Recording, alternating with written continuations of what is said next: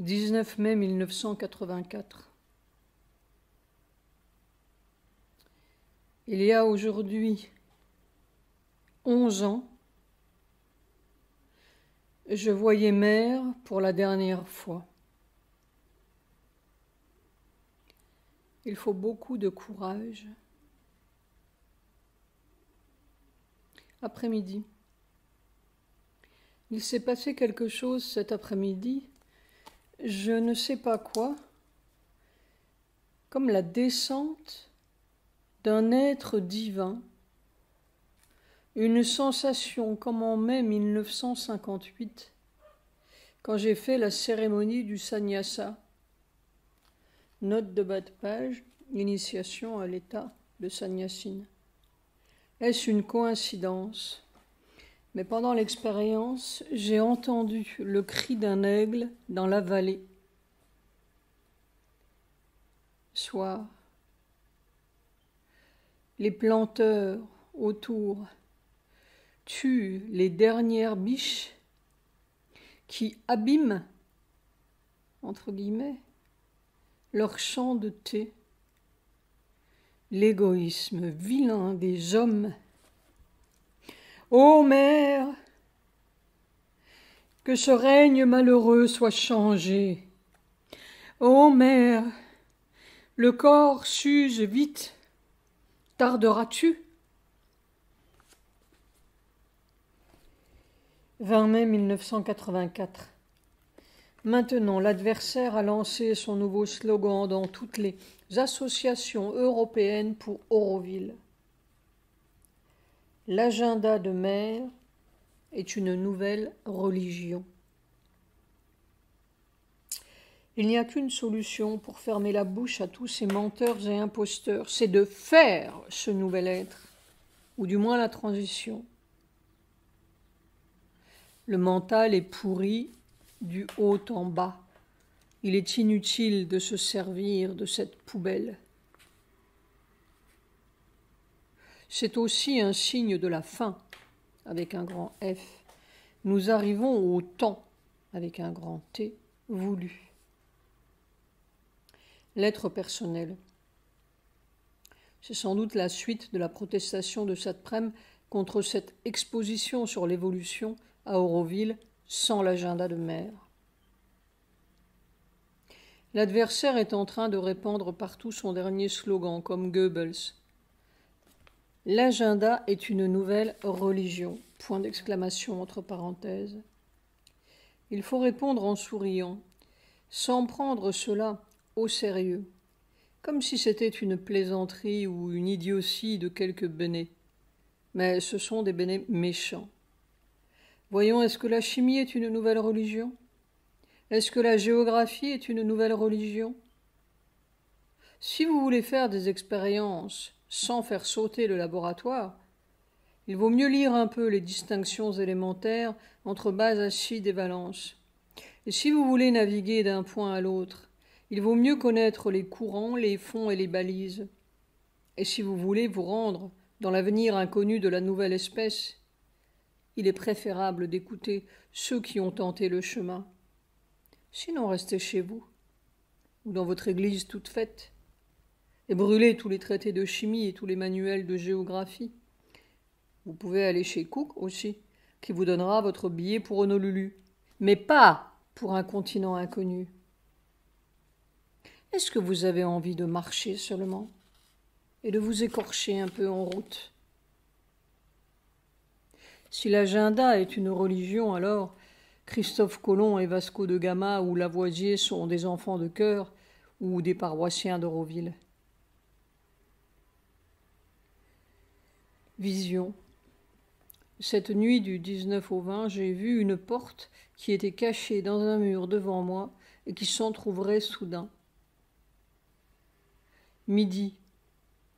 La descente de cet être divin, entre guillemets, se confirme, c'est-à-dire qu'elle se fait puissamment sentir et instantanément, comme si c'était là. On pourrait dire un élément nouveau. Je dis être divin parce que je ne sais pas ce que c'est, sinon que c'est divin et que cela m'enveloppe et m'englobe tout en me pénétrant. C'est comme une masse plus grande que mon corps et qui l'enveloppe, le déborde en rayonnant. C'est surtout ce rayonnement qui est frappant. Comme si, je dis comme si parce que notre langage mental est idiot et que tout est comparatif pour lui, rien n'est concret. Comme si c'était un corps d'énergie dense, compacte, qui se gonflait et à la limite émettait un rayonnement puissant, tout à fait comme un pulsar, je suppose. Mais on sent que c'est un être, pas simplement de l'énergie. Et on sent que c'est un être de mer,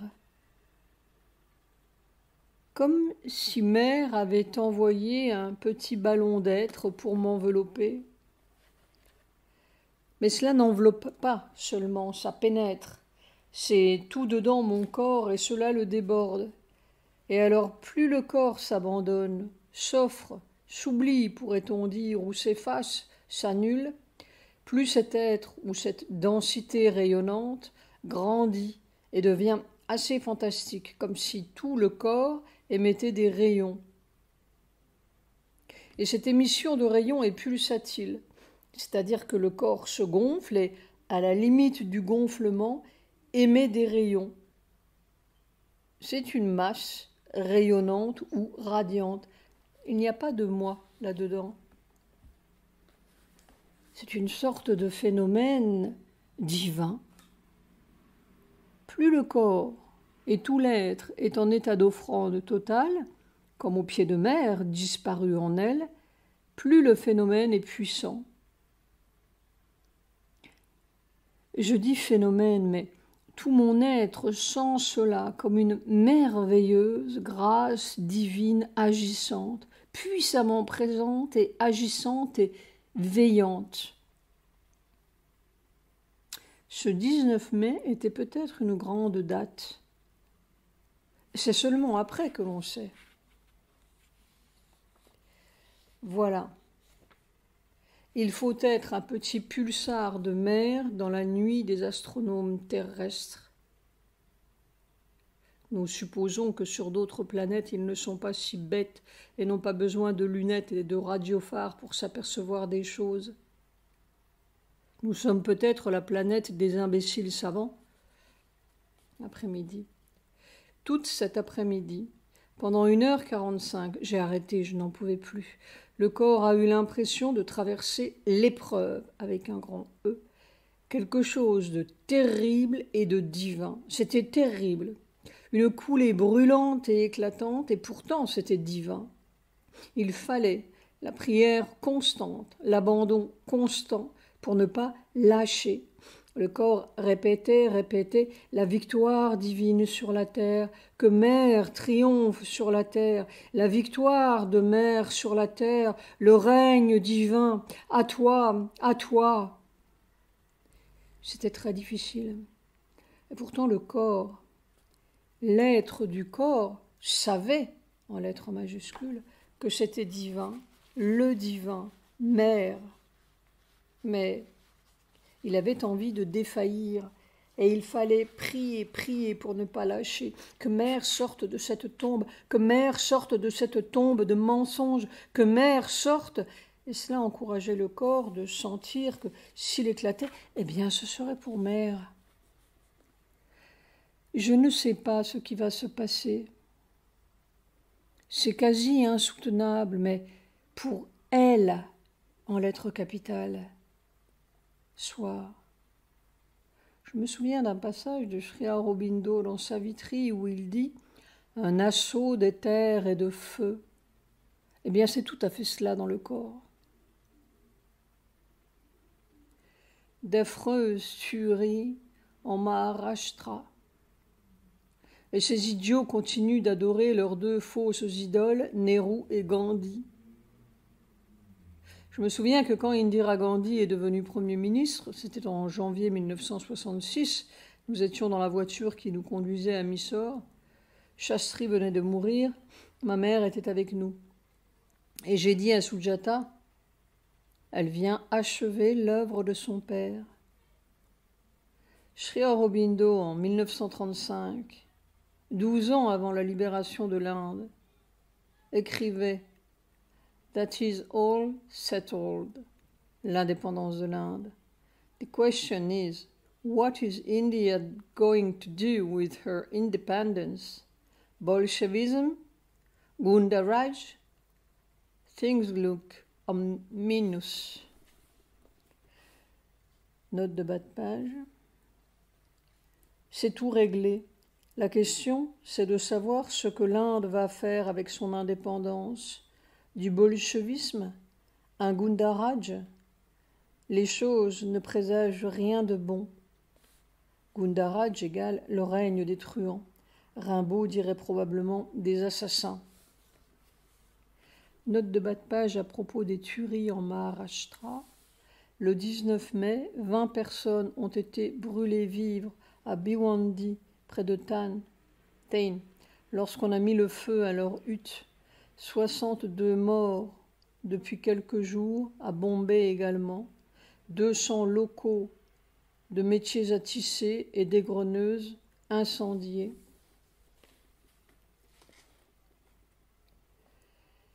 Hier, il y avait le cri de cet aigle dans la vallée. L'horreur de plus en plus dans ce monde. La vie nouvelle de plus en plus dans ce corps. Enfin, quelque part dans le monde. C'est-à-dire qu'il y a quelque part un trou dans la croûte du monde. 21 mai 1984. Je ne sais pas quelle nouvelle couche a été découverte sous la coulée de feu de ces jours derniers, mais tout est devenu comme rien en lettres capitales. De la matière pure, entre guillemets, minérale pourrait-on dire, ou atomique, simplement un corps d'os avec mal dans le cou et les épaules, mal dans le bras, mal dans la jambe. Pas un frisson de vie, pas une valeur de vie, rien de ce qui fait la vie, pas même une prière. Simplement quelque chose en moi faisait l'offrande de ce rien. Et toute cette matière nulle, pourrait-on dire, minérale vraiment, futile et pénible, était soumise à une pression brûlante, presque effrayante. Et puis c'est tout. Ce n'était même pas moi, ni ma matière, sauf par le fait que j'avais mal dans le cou, ce maudit nerf coincé par une vertèbre, et mal un peu partout. Ça, c'était moi, entre guillemets. Je égale j'ai mal. Là-dedans, dans ce rien idiot et brûlant, transformation n'avait pas de sens, espèce nouvelle n'avait pas de sens, la tombe de mer n'avait pas de sens. Tout cela égale des idées du dessus. Des os égale des os et qui font mal, voilà. Soir, il faut être plus endurant que le mal. De toute façon, ou bien c'est le mal qui gagnera, ou bien c'est mer.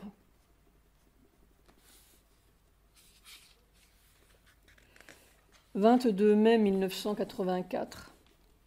Sous l'assaut presque, entre guillemets, écrasant de cette densité bleu foncé, la substance matérielle, cellulaire, a tendance à se contracter pour réduire l'influx.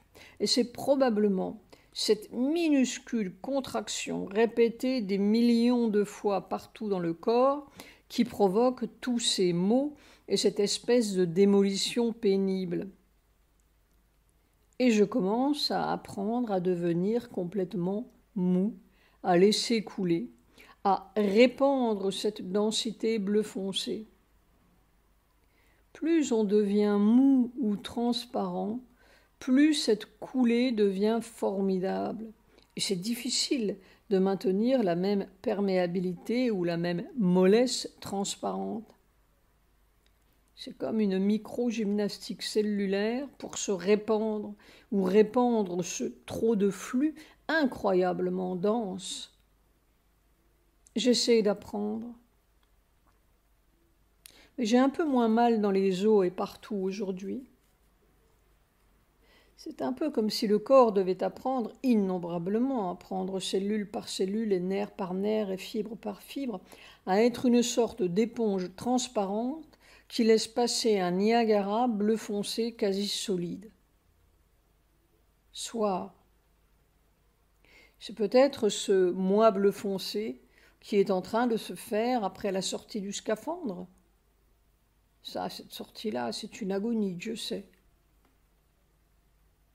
C'est curieux, je n'ai rien dit à Sujata de l'expérience et elle a fait un étrange petit dessin qui est comme une image de l'expérience. Ses mains apportent souvent l'indication ou la confirmation ou l'explication de ce qui se passe. Son dessin de ce soir représentait un être bleu. Le petit dessin se trouve page 201. 23 mai 1984, toute la matinée, j'avais la sensation concrète que mon corps, c'est-à-dire probablement la conscience matérielle, corporelle, cellulaire, coulait comme une pâte, mais une pâte très consistante comme pourrait l'être un saphir en fusion ou un cristal coulant, point d'interrogation entre parenthèses. Ça coulait épaissement, oserais-je dire, sans obstruction et sans cesse. Et c'était un phénomène tout à fait mécanique, sans aucun sentiment. Un phénomène matériel ou matérialiste, pourrais-je dire. Au point qu'à un moment, j'ai dit « Oh Seigneur, tu ne pourrais pas mettre un peu de divinité là-dedans ?» Peut-être était-ce le divin tout naturellement sans qu'on s'en aperçoive. C'est le mental qui s'aperçoit. Tout le reste est probablement divin, sans histoire. Il y a probablement une contribution, entre guillemets, de conscience matérielle, cellulaire, dont nous avons enfermé quelques gouttes dans notre scaphandre particulier. Mais quand le scaphandre n'est plus là, c'est probablement le grand océan qui coule. Comme dirait Mère, on ne sait pas si ça va vers le cabanon ou l'espèce nouvelle. Le cabanon égale l'asile psychiatrique. Après-midi. Cet après-midi, c'était un assaut d'éther et de feu si formidable. Un torrent, un raz-de-marée, je ne sais pas, des proportions si formidables que cela ne donnait pas du tout, ou pas seulement, une sensation individuelle. C'était comme un événement terrestre. Et alors, c'était divin, c'était suprême. Le suprême, la mère suprême, la Shakti toute puissante, je ne sais pas, mais quelque chose de formidablement et irrésistiblement absolu. Il va se passer quelque chose sur la terre. On dirait que les écluses sont ouvertes. 24 mai 1984. Cette démolition de mon corps est navrante. Il n'y a donc pas de jonction entre cette autre puissance de vie et ce vieux corps. Il faut quitter celui-ci pour quoi? Alors, où est la transition? En quoi consiste-t-elle? Est-ce que ce scaphandre aux jambes vides représentait le vieux corps que l'on quitte et on va dans une autre matière? Alors l'adversaire tout de suite dresse sa vilaine tête pour dire des choses si méchantes, mortellement méchantes. Ah, tu vois, c'est la guerre sans merci. Je ne peux plus m'asseoir tant j'ai mal partout, dans le cou, les épaules, le dos, la jambe, et je dois essayer de faire le travail allongé dans ma chaise longue. Ah, tu vois, tu n'es plus bon à rien. Je me rappelle Mère, douloureusement. En tout cas, j'aurais essayé honnêtement, je crois. Si je ne peux plus rien faire, peut-être que le Seigneur fera pour moi. Je ne sais pas si j'avais l'ambition de faire quelque chose, mais j'aurais aimé la tirer de cette tombe. Je me disais qu'il fallait quelqu'un pour la tirer, non ?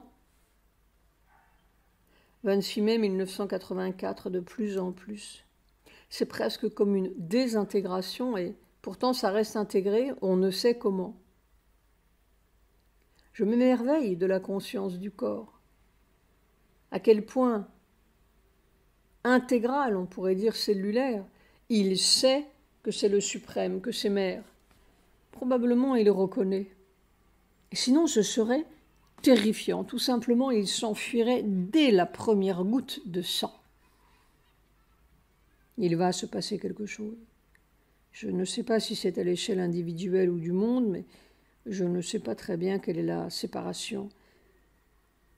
Pendant tout le temps que ça durait, j'ai arrêté au bout d'1 heure et demie, il y a quelque chose qui disait « Le temps est venu ». Je me souviens que mère parlait de se vaporiser. C'est tout à fait cela. C'est peut-être la porte cachée dans le mur qui s'entrouvre. J'ai trouvé une position assise qui semble plus favorable pour le moment.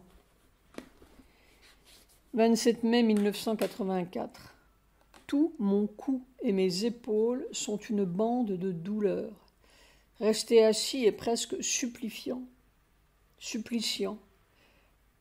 Je ne sais pas quoi faire.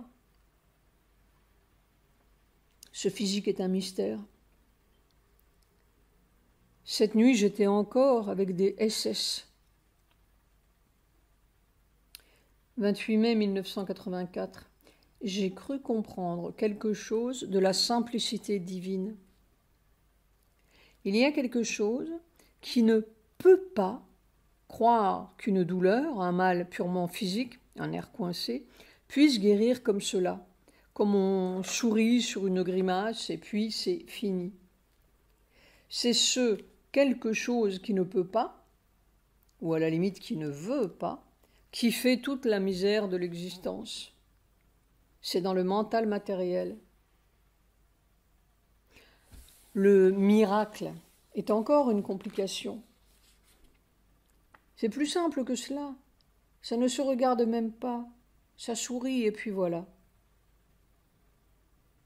La vie humaine, enfin terrestre, pourrait être un fabuleux conte de fées, mais sans fées. Les fées, c'est encore trop compliqué.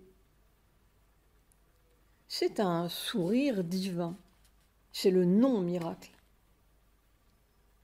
Il n'y avait pas à faire de miracle. On ne fait pas un miracle sur quelque chose qui n'existe pas. Il y a un mental désastreux, M majuscule et entre guillemets, qui s'est planté dans la matière et qui fait tout le mal. S'il n'est pas là, il l'invente et il le fabrique. L'animal n'a pas cela. C'est purement humain. C'est l'illusion humaine. C'est vraiment un spell, envoûtement. Tout a commencé quand j'ai commencé à me dire « Mais enfin, ce n'est pas possible que cette puissance divine merveilleuse me fasse mal. » Et j'ai cherché ceux qui pouvaient faire mal. Ce n'est pas un nerf coincé, c'est un mental coincé. C'est un mental qui ne veut pas croire. Ce moi bleu foncé, c'est peut-être le nouveau mental divin dans la matière. Mais c'est d'une puissance. Oh! Indian Express, 28 mai, Washington, mai 27th. Le ministre de l'Information, Mr. H.K.D. Bhagat, a déclaré que dans l'éventualité où le Congress doive choisir un leader autre que Mme Indira Gandhi, le choix se porterait sur Rajiv Gandhi. Note de bas de page, Rajiv Gandhi était à l'époque un simple pilote de ligne, mais depuis la mort de son frère Sanjay en juin 1980, Indira l'avait tiré de plus en plus dans la politique indienne. Suite de l'article. Je pense que c'est quelqu'un de très sérieux, posé et bien informé, capable d'organiser la vision ou la pensée que la famille Nehru a toujours eue. Il a cette pensée et cette vision, dit M. Bhagat lors d'une interview à Television of Asia, une chaîne de télévision indienne. Fin de l'article. La vision de Nehru.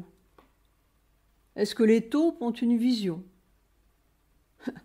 Si le divin ne s'en mêle pas, en l'an 2084, un petit arriéré de Nehru continuera la vision entre guillemets de taupe jusqu'à ce que l'Inde croule sous leurs pieds. Nuit. La douleur s'est vengée furieusement. Je joue avec des forces qui donneraient cher pour me tuer. 29 mai 1984.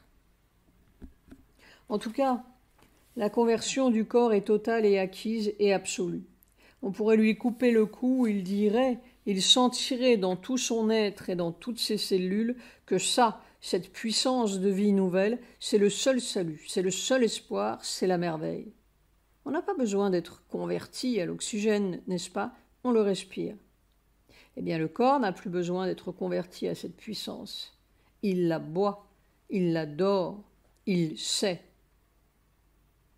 La seule difficulté, c'est de trouver l'ajustement entre cette puissance et ce vieux corps.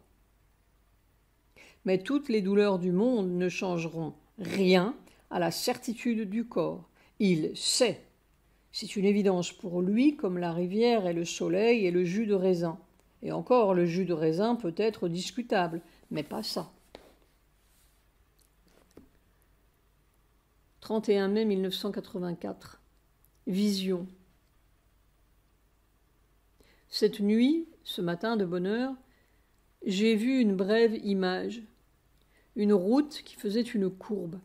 Et cette route avait une si jolie couleur, orange pâle ou saumon, et c'était de la glaise, mais une glaise légèrement lumineuse ou brillante, une très jolie matière. Il semblait que j'étais dans une voiture parce que je me suis retournée et j'ai vu cette route, pas très large, qui faisait une courbe, cette glaise saumon, et l'empreinte des pneus de la voiture, dans laquelle je me trouvais probablement, mais je ne la voyais pas ni ne me voyais, les marques des roues nettement imprimées dans cette glaise orange clair, et c'est alors que j'ai vu la courbe, une courbe très élégante ou harmonieuse. Je voyais le chemin bordé par une sorte de caniveau et le dessin des pneus qui suivaient la courbe de la route. Je ne sais pas si c'était une courbe qui s'achevait ou qui commençait, mais c'était dans un tournant.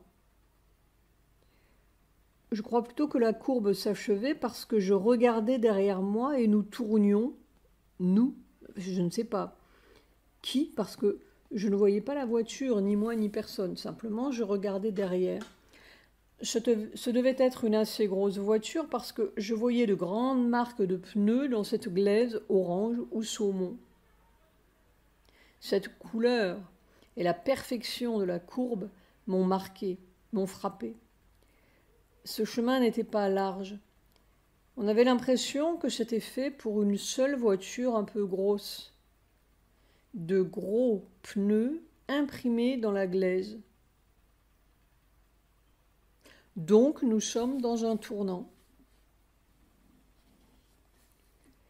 Ce matin, j'avais la sensation de tremper dans le soleil et qu'il n'y avait qu'à se laisser tremper dedans, comme une éponge. On avait l'impression que c'était en train de tout remodeler, réajuster ou ajuster, et qu'il n'y avait qu'à laisser faire.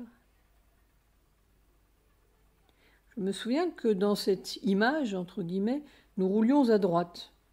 Le supramental n'est pas anglais, ce qui ne m'étonne pas. La distribution de l'agenda 13 a commencé à Bombay. La semaine prochaine, il arrivera à Auroville. Nuit. Je suis encore ébahi que pareille puissante merveille existe sur la terre et dans un corps.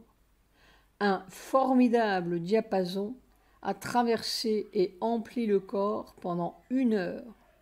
Gloire à toi, Seigneur! Gloire à toi, ô Mère! Lendemain matin, 1er juin. Une vibration intense et extrêmement rapide, comme peut l'être un diapason, et qui donnait une sensation solide, épaisse, comme si un énorme diapason passait à travers le corps. La vibration se répandait, puis il y avait un temps d'arrêt ou d'absorption, puis ça recommençait, impérieux, irrésistible, et alors une sensation suprême. C'est le suprême. Ce qui est vraiment curieux, c'est cette solidité qui coule. Point d'exclamation entre parenthèses. Nous n'avons pas de mots. Cela n'existe pas encore sur la terre. Ou cette intense rapidité qui semble comme une immobilité solide. Mais peut-être est-ce un phénomène analogue à celui de l'extrême rapidité des électrons qui donne la sensation d'une matière solide, intraversable. C'est la sensation d'un faisceau vibratoire, comme si c'était une seule masse de vibrations faite d'une multitude de micro-vibrations. Et alors la sensation indubitable, l'avenir, lettre capitale.